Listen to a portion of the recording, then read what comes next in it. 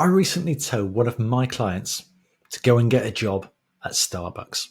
Now, that wasn't a slight on his character. I wasn't telling him to, don't give up the day job and or go and get a real job.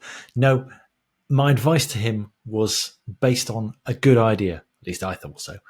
So this business owner runs a successful business already, but he's got dreams, he's got aspirations to go into a completely different market, one that he knows nothing about. He likes the idea of opening up a coffee shop. And my first question to him when he said, I'd like to open a coffee shop is, have you ever had any experience of working in or running a coffee business? No, was the very simple yet honest answer to that.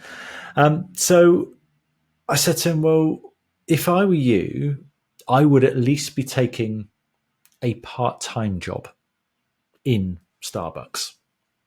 And I'd be staying there for a little bit, and then I'd be moving on, and I'd be getting another part-time job at Costa, and then one at Cafe Nero, and one at Coffee Number One, and then one at an independent coffee shop, because you want to know everything there is to know about the coffee business. You want to know what are the pitfalls, where are the best places in town? What are the most popular products?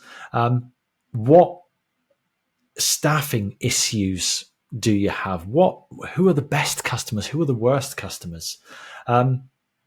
What's the highest margin product? What sits on the shelf unsold for years? What is the real profit maker? And if you dive into each of these different businesses, you're going to figure out very, very quickly that there's some common practices they all do. And there's some nuances that one branch knows that maybe another doesn't. There will be some very, very good people that you will come into contact with that you may want to work in your coffee business in the future.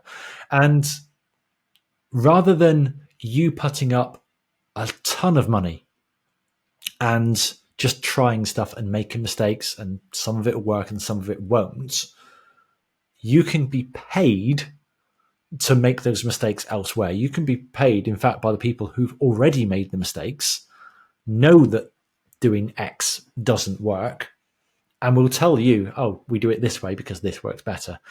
However, in every big business, there's wastage. There are common practices and the age-old phrase of, but we've always done it this way.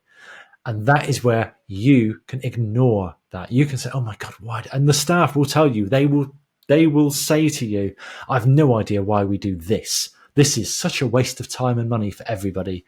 And you just, like the penguins in Madagascar, just smile and nod, knowing that you are being paid to do this as well. This was one of the very first books I ever read, Rich Dad, Poor Dad, Robert Kiyosaki. Get paid to learn something. So I don't think my client is going to get a job at Starbucks, but that would, for me, hugely accelerate his plan, his pathway towards starting that business. Now, when I wrote in Big Ideas for Small Businesses, my very first book back in 2017, I wrote about the 5 magic ingredients. I've got them painted on my office wall around me here. And ingredient number 3 is knowledge. It's figuring out the blueprint for what you want to achieve. The easiest way to figure out the blueprint for what you want to achieve is to find someone else who has already achieved that, who has already written the blueprint. And guess what? Costa, Starbucks, Cafe Nero, etc. They have the blueprint. They have spent the past 15 years perfecting this model in the UK. You can be paid to go find out. So, dear listener, dear viewer, where can you swipe and deploy someone else's blueprint? Where can you do it on someone else's dime, on someone else's time? Could you be paid to get the blueprint for your future ambitious lifestyle business?